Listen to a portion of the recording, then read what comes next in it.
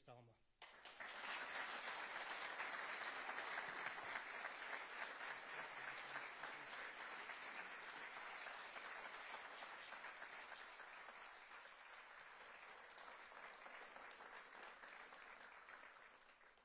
Thank you, Kevin. I want to begin by addressing some of the issues around the Mandelson case. I entered politics later in life. I did so after a career in the criminal justice system, including as Director of Public Prosecution. I entered politics not for personal gain, not for status, and not to live a life detached from the reality that most people face. I entered politics because I wanted to change our country for the better, to make it fairer, safer, more secure. And I still believe that most people who serve in public life, whether as civil servants or elected politicians, do so for the same reason, because they believe in service, because they believe in duty, because they believe in the public good. But that is not why some people do it. And that is not why Mandelson did it. And that sense of duty only matters if the standards of public life are upheld. And in recent days, serious allegations and serious evidence has emerged concerning Mandelson's conduct, including his relationship with Epstein, a convicted sex offender. It knew Epstein, but none of us knew the depth and the darkness of that relationship. What has come to light has raised serious questions. Information that was not known at the time of his appointment. Before he was appointed ambassador, Mandelson was asked directly about the nature of his relationship with Epstein. He was asked whether he had stayed at Epstein after his conviction. And when, later, further information came to light, he was asked whether he had accepted gifts and hospitality, about whether he had been fully transparent about the relationship. The information now available makes clear that the answers he gave were lies. He portrayed Epstein as someone he barely knew. And when that became clear, and it was not true, I sacked him. Such deceit is incompatible with public service. Let me be clear, no one is above accountability.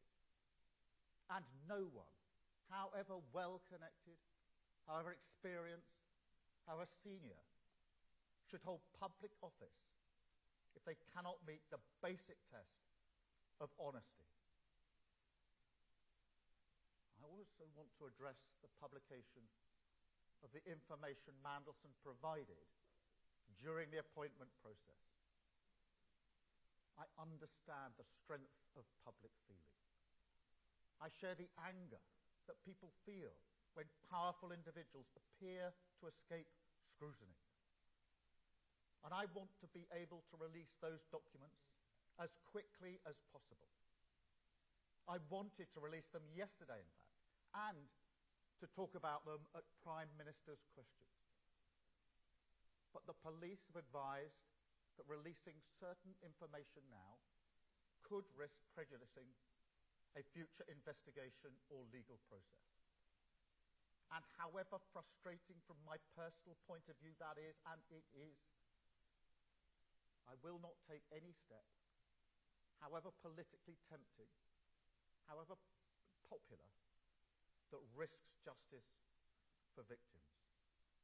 Because this is not and must never become a political game.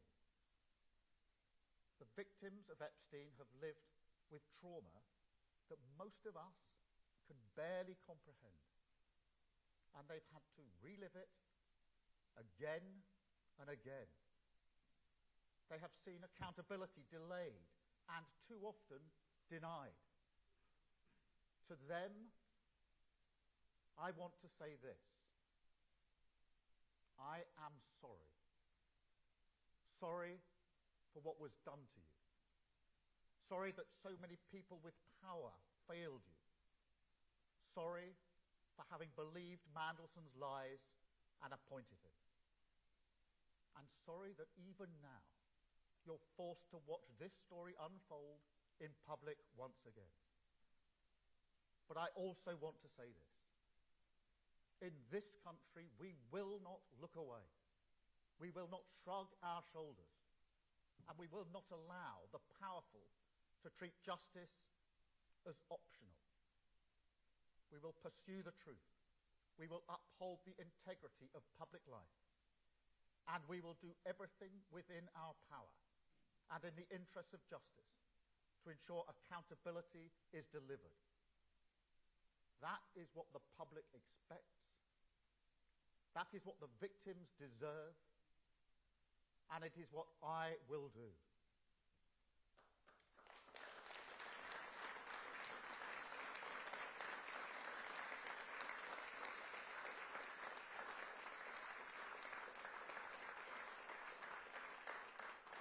Now, I'm here today in Hastings for similar reasons.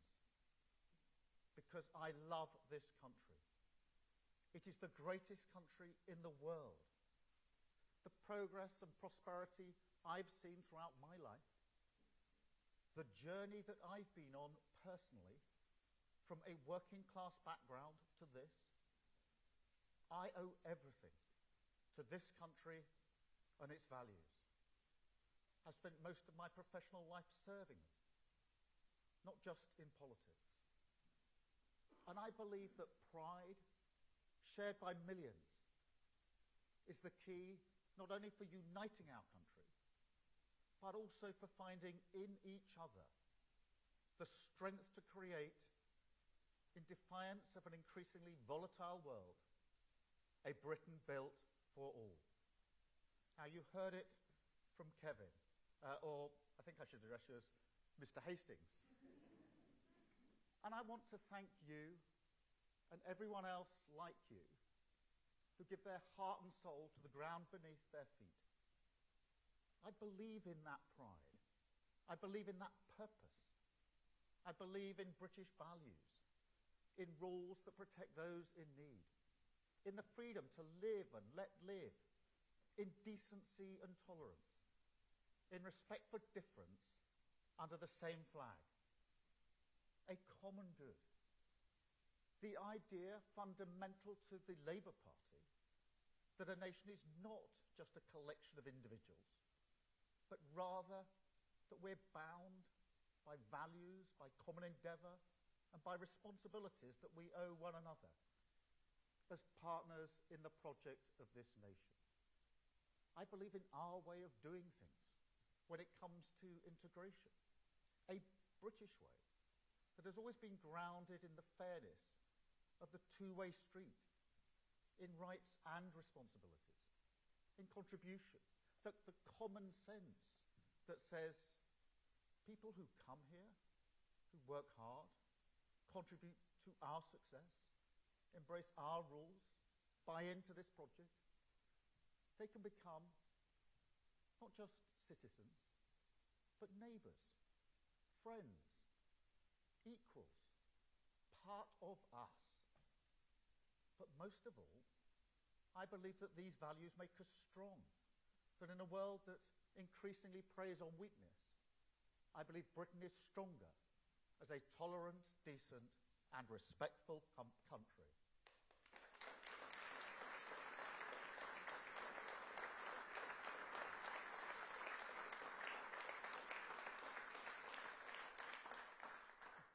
But we must be honest, because while I will always believe in these values, we cannot be blind to the reality that in recent years their practice has often become poor, and that when it comes to our shared responsibilities, we've taken our eye off the ball, and that our social contract is currently nowhere near strong enough to weather the storms of this world, because it's been undermined by political neglect, the scorched earth of Tory austerity, high streets, libraries, youth clubs, the places that shape a life, that bring different people together, that create the bonds of memory and pride in so many towns. They were just abandoned. Until you see now, sometimes from the very same people, a politics that has no interest in rebuilding any of that, only in exploiting the social scars. You see it in the industrialized grievance factory in parts of social media. Miserable video after miserable video telling you that entire cities and towns, the great communities of this country, are wastelands, no-go zones. And worse, selling the lie, defied every day by millions of people in this country, that people who look different cannot really live together. I reject that completely.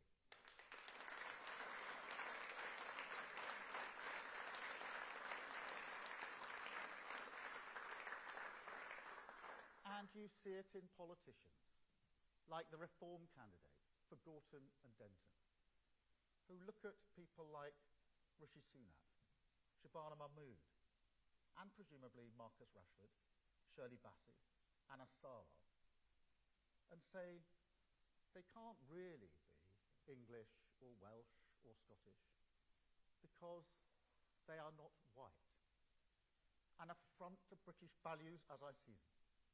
And I tell you, as long as I've got breath in my body, I will always fight against that politics.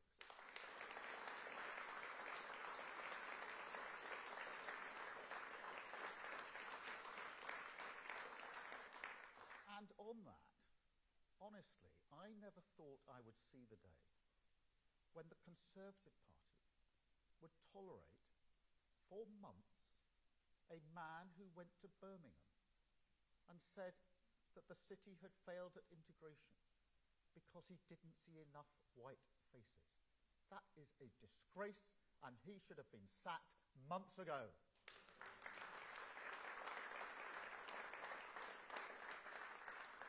But look, it's not just the right. Britain's also been let down by a mindset on the left of politics that is either too slow to defend core British values, or that ducks the challenge of integration entirely, clinging to a kind of remote liberalism that is content merely to dispense transfers and targets from Whitehall, rather than nurture pride, belonging and responsibility from the ground up in our communities. You know, the Labour Party is the institution that stood with working class communities in cities like Glasgow and Liverpool, and door by door, street by street, turned a politics shaped by grievance and religious sectarianism into one of national renewal. That is our task again. Because politics in this dangerous era, it's no longer about left and right, but a contest between renewal and grievance, between those who believe society is a zero-sum competition and those who believe we can unite for the higher purpose of our community, our country, our common good. This government chooses the path of unity because that is the only way we can change Britain, the only way we can take control of our future, stand up to the world and walk forward together. And mark my words, it is a vital task. Enemies of Britain are active in this country trying to destabilise us. And so a strong society is imperative, not just on its own terms, but also for national security. To put it more bluntly, any country that cannot keep its high streets alive, its bills down, and its people feeling respected, will struggle to meet the test of our times. So we must strengthen our society, because it's vital for the future of this country. Now, it starts with the economy. That's fundamental. If we're going to defeat the politics of grievance, we must tackle the cost of living crisis, and we must raise living standards, not just in a few cities or regions, but across the entire country. And it's not hard to understand why. If you're simply battling through the days, it's hard to look forward with hope, let alone find the strength in each other. And so, all the decisions we took at the budget, getting inflation down, freezing rail fares, freezing fuel duty, slashing the cost of childcare for working parents, supporting people with their energy bills, but also investing in every community in this country, backing a proper industrial policy, raising the national minimum wage, that is all the absolute foundation of a strong society, essential for restoring hope in Britain. Second, we need to reform the state so that it recognises contribution as the common sense basis for integration, most of all on migration. Now, I know that migration is bound up with who we are. Of course it is. It's fundamental for the stories people tell about themselves, their family, their history and relationships. And I will never denigrate the contribution migrants make to our society and our story. Quite the opposite. And yet, it seems obvious to me that failures in Britain's migration system under the Tories were so shocking that they weakened trust in politics, faith in democracy to deliver what people vote for, and now, exploited by politicians of grievance, support the idea that diverse people can ever truly come together. Now, I reject that politics with every fibre in my being. But if you're serious about bringing this country together, you cannot ignore this issue. And so, yes, our reforms on migration are about taking control of our borders, but they're also about contribution. I mean, go back to Windrush, which is such an important moment in our national story. The people who came here, they weren't victims, they weren't vulnerable. Britain didn't invite them here as an act of compassion. That is liberal vanity. No, they came here because Britain needed them, because they wanted to come. And Britain wanted them to make a contribution. And they did. They helped rebuild this country. Now, I think there's far more dignity in that story, the real story, than in this kind of fairy tale of Britain's charity. There's a mutual respect in it, a fairness grounded in contribution that I believe has always been the basis of trust in migration policy for the vast majority of people in this country. And so our reforms to migration, they will boost integration, they will restore trust, and they will help return us to a situation where the migration policy cannot be exploited by people who think that whiteness is the same thing as Britishness. And third, we need to be more vigilant in asserting British values and call out those who want to divide us, whoever they are. Now, obviously, that goes for any form of extremism, whether that is extreme right ideologies and their hatred of Muslims, or Islamist ideologies and their hatred of Britain and Jews. But it also means we've got to fight a more insidious, passive tolerance. I mean, it's not hard to support the just cause of a Palestinian state without being anti-Semitic. Millions of people do that, and I'm one of them. It is the policy of this government and this country to recognise Palestine. And yet, on the marches that supposedly support that cause, you will often see clearly racist banners anti-Semitic hate, a fact that leaves a minority community in this country scared and intimidated. A community which, let us not forget, suffered the most recent terrorist attack on these shores. How can that be right for a country with values like ours? How can it be right to turn a blind eye to racist hatred of any kind, whether victims are Jews, Muslims, or any minority? It can't. And so, frankly, we do need to be much clearer as a society about what we expect of people and the responsibilities that come with rights. And that means much stronger powers to the Charity Commission to shut down charities that promote extremism. It means tougher regulation of homeschooling, because schools are so important for integration. And so we need a higher bar for people who want to opt out of that responsibility. And it means we need to improve across the state English language provision. Now, it's a simple argument. Everyone who comes here, who lives here, should have an opportunity to learn English, because it's essential for participation in our society. And so they should be expected to learn English. And yet, for years, we've simply not asked people to do that. That is a recipe for exclusion. And frankly, for people being vulnerable to abuse and exploitation. So we will change that. And we will stand united and together against any individual or organisation that does not want to shoulder the responsibility of British values. Fourth and finally, we've got to reverse the devastating decline in our communities. Give power, agency and control to people who want to improve their community. Now, you can see the signs over here, Pride in Place, led by you, backed by the government. That is a £5 billion programme with an extra £800 million today, investing in 284 neighbourhoods in every corner of our country, including here.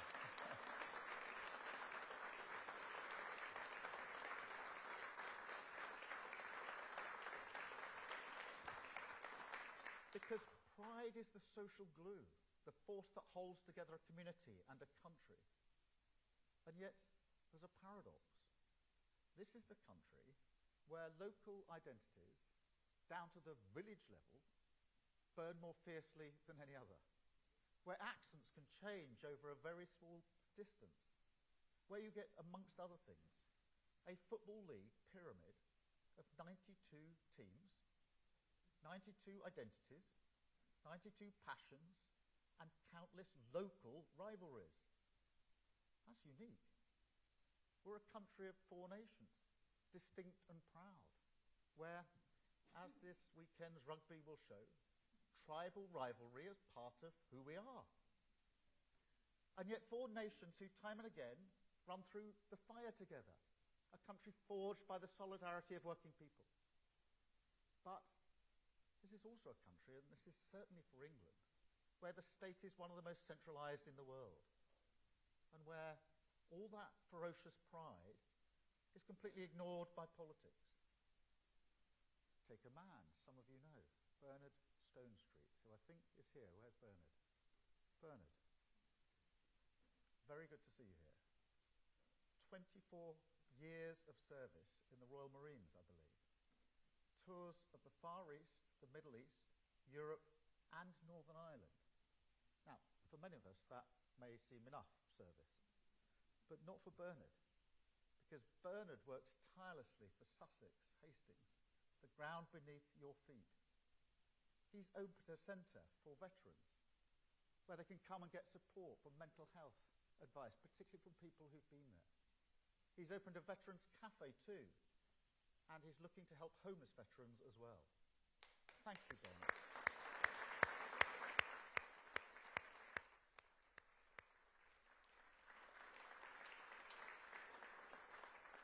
Or what about Miranda, who got so fed up with fly tipping and litter in Edinburgh that she started picking it up herself.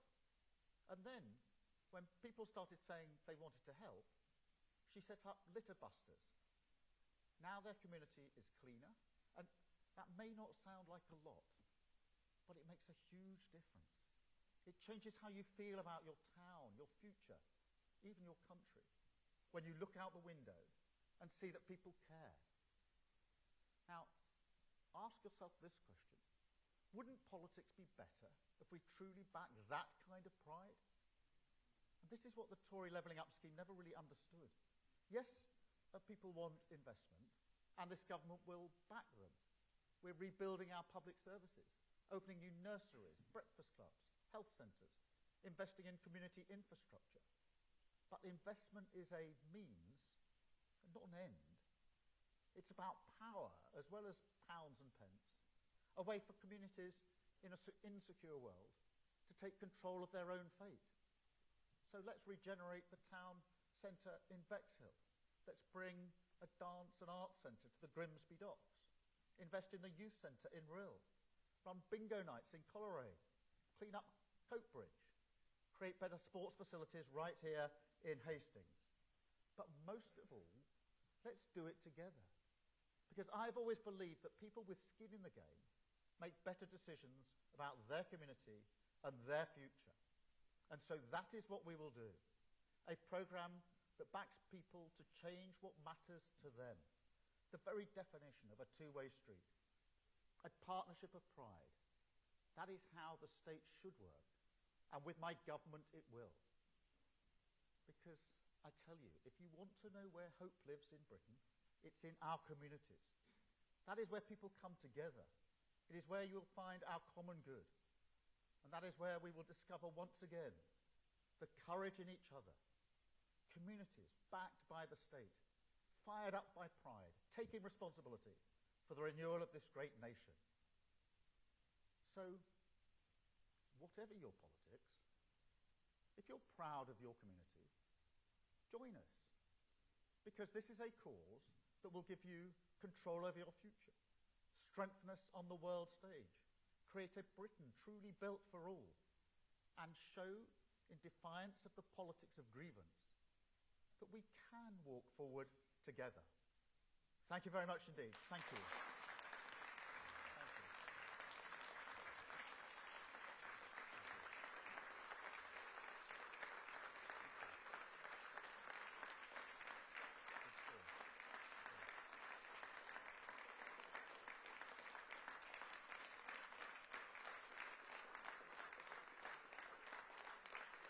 Thank you very much. I'm now going to take a number of questions from the media. Can I start with Chris from the BBC? Chris. Thank you. Chris.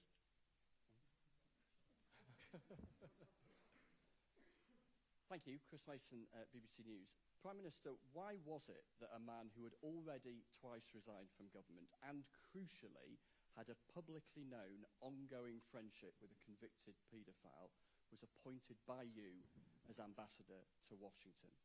And given all of this, what do you say to those in the country and those in your own party who say, frankly, that you have run out of steam?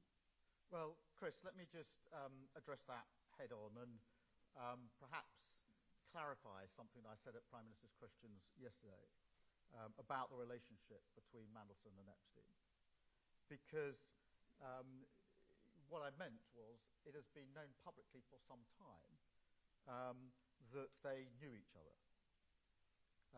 And that is precisely why when we were going through the appointment process for the ambassador role, we asked questions about the nature and extent of that relationship. And what I didn't say yesterday, partly inhibited by the approach of the police, is that that is precisely why those questions were asked. Questions about the nature and extent of the relationship, whether Mandelson had stayed, as was suggested, at Epstein's premises.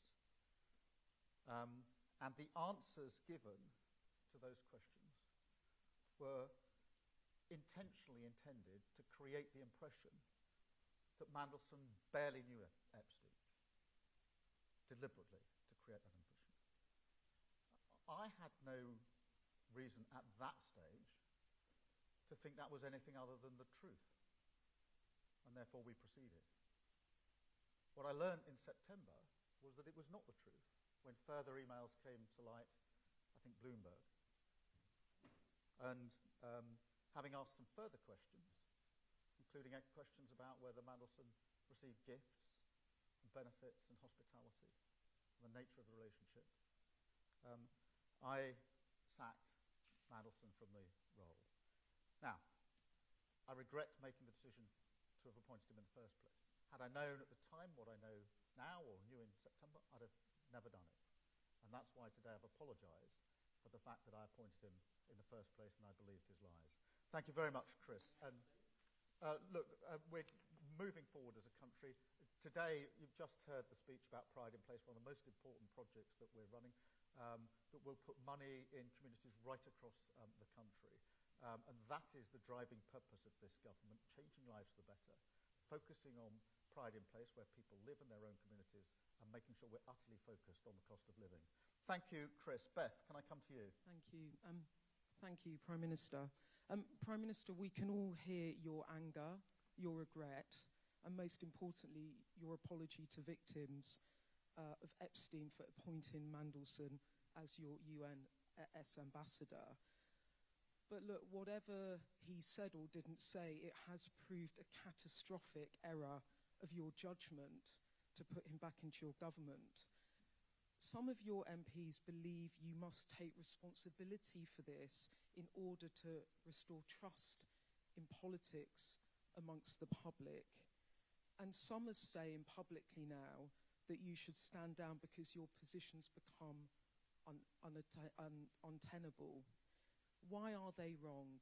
Thank you. Well, Beth, as I've said a number of times, I regret the decision to appoint Mandelson as ambassador. He was asked questions about the nature and extent of his relationship with Epstein, and he told lies. I had no reason at the time to know they were lies. Subsequently, I found out them to be lies. And this week, we found out way beyond the lies that we found out in September. We found out what he was up to in the aftermath of the 2008 crash, when most of the government and most of the country was doing its level best to make sure people didn't lose their jobs, their livelihoods, and their savings.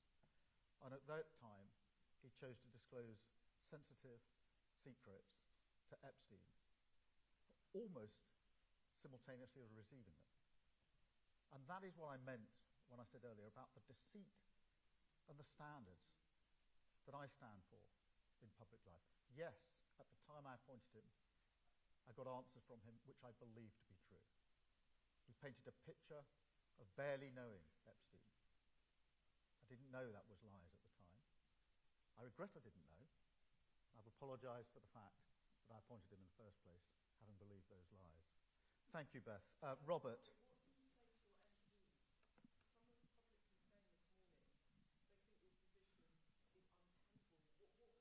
Well, firstly, let me say I understand their anger and frustration. I am angry and frustrated like them, because nobody wants to see these deceits in public life. They are angry about his association with Epstein, as am I. They're angry about what he did at the tail end of the last Labour government, and frustrated, as am I, that the full information of what was asked and answered when he was appointed can't be in the public domain. That is frustrating. As I say, I had hoped to deploy some of that at PMQs yesterday, because I wanted people to know what was said and what I received, but frustrating that can't be done. So I understand their frustration. But we must remain focused on what we were elected into government to do, which is to change this country for the better for millions of people, and that's what we will do. And today, in Pride in Place, what we've done on the economy are examples, but only examples of what we're doing. Thank you, Beth. Robert. Well, hang on. Robert, ITV. Prime Minister, time and again during the general election campaign, you promised to end chaos in politics. You failed miserably, and there is no one to blame but yourself. If your MPs were to decide that they wanted another leader, and if somebody else put themselves forward as leader, would you fight that? Well, Robert, I was elected on a mandate in 2024 to change the country for the better, and that is what we're doing. And if you look at what we've done, for example, on the economy, with inflation coming down, and the Bank of England says coming down to target in the first half of this year, with interest rates being cut now 6 times, which is the highest rate of reduction since the 2008 crash. With the work we've done to lift 500,000 children out of poverty, that is the change that and the Pride in Place work that we're doing, examples of which I've just gone through, that is what we were elected to do as a government. That is the change we're bringing about. And am I frustrated that the focus is not on that and on other things because of the misbehaviour and deceit of other people? Of course I am. But of course I am. I understand that. But I was lied to. I was lied to. Deceit. Now, am I frustrated and angry that the good work we're doing gets out of focus because of that, and that tomorrow's front pages are unlikely to be about the Pride in Place project? Of course I am. Of course I'm angry and frustrated about that. But that is the work, that is the change that will affect millions of lives, and I will remain focused on it. LB, will you just...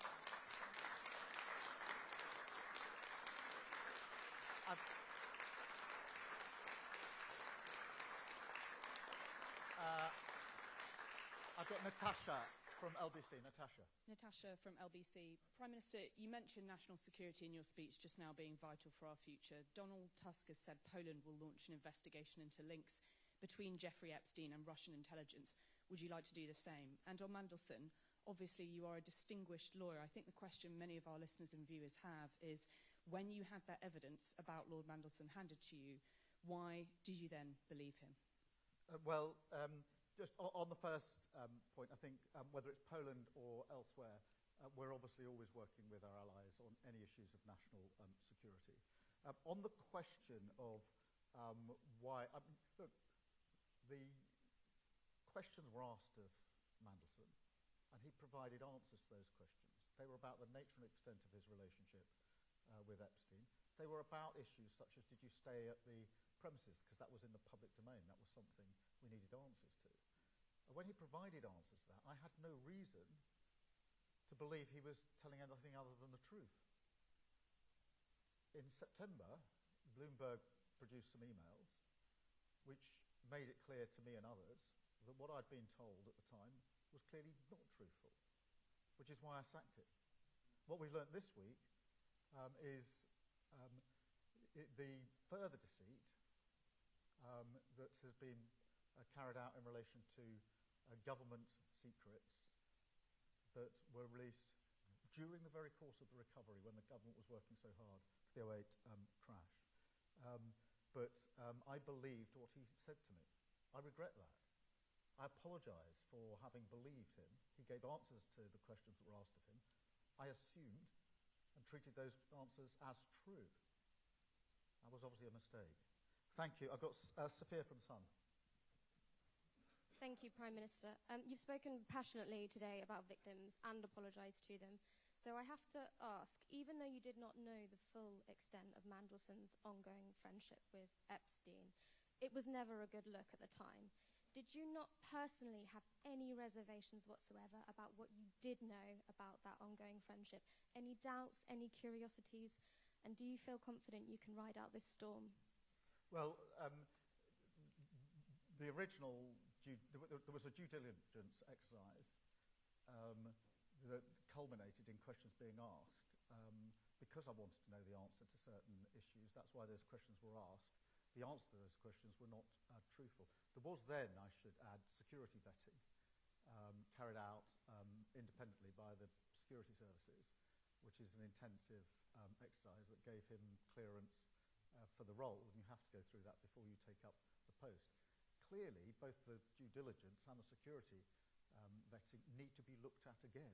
I've already strengthened the due process. I think we need to look at the security vetting because it now transpires that what was being said was not true, and had I known then what I know now, I'd never have appointed him in the first place. In relation to your question, I was elected in with this Labour government to bring about change for millions of people. That's what I intend to do. The examples today are only examples of the Pride in Place. That makes a massive difference to so many communities, and it's not just a question of the money we're putting into communities, it's the power we're giving to them to make the choice over what the money is used for, which is vitally important. And the work we're doing on the economy to stabilise it, which is what we've done, will be to the huge benefit of millions of people across the country.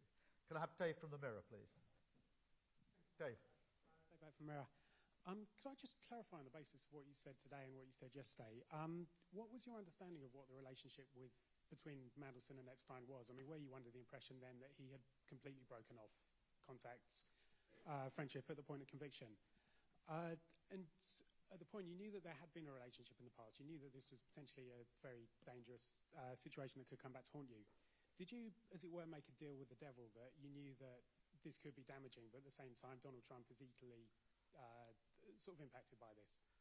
No, the questions were precisely to get to that question of what was the nature and extent of the relationship, and then details about places he may have stayed. And the picture painted, the impression deliberately given by the information that was provided and the information that wasn't provided. So the information that was provided and that which wasn't was deliberately intended by Mandelson to make my team believe that he barely knew Epstein. That's the picture he painted.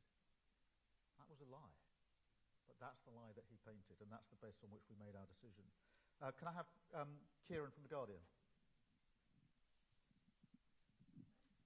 Thank you, Prime Minister. Kieran Stacey from The Guardian. Prime Minister, I wanted to read out some of the things that Labour MPs have told us in the last 24 hours about you. One told us, "I'm personally not sure I could trust myself to back the Prime Minister in a confidence vote." Another said, "It's like Chris Pincher on steroids, it's over." Another said, "This government is on the run." One former minister said, "It's time for a fresh start, the sooner the better." Isn't the real lesson from yesterday that you can no longer command the majority in the Commons? And if so, isn't your authority fatally undermined? Well, look, I understand the anger and frustration amongst Labour MPs about what has happened, the deceit, both in the appointment of Mandelson as ambassador and what happened at the tail end of the last Labour government. I actually share that anger and frustration. It was palpable yesterday. I'm not surprised. As I said, most people come into public life to serve the common good, actually whichever political party they're in. And we may have different approaches, different politics, different ideologies, but the vast majority of people come into public life to do their best to improve their communities, to improve their country. And so when people who've been elected into power with that mindset find out that somebody else who's held a position of power does not share that mindset, has undermined it, they're angry and frustrated, not just at the deceit and the lies in the individual cases, because they know it undermines what they stand for, the politics that they believe in. Now, I understand that, but we are changing this country for the better. We had 14 long years of failure under the Tory government, and we're correcting that. We've stabilised the economy, we've put a huge amount of investment into our public services, and we're rebuilding our communities. And I intend to go on doing that vital work for our country, because I believe it is the absolute focus and the first importance for this government.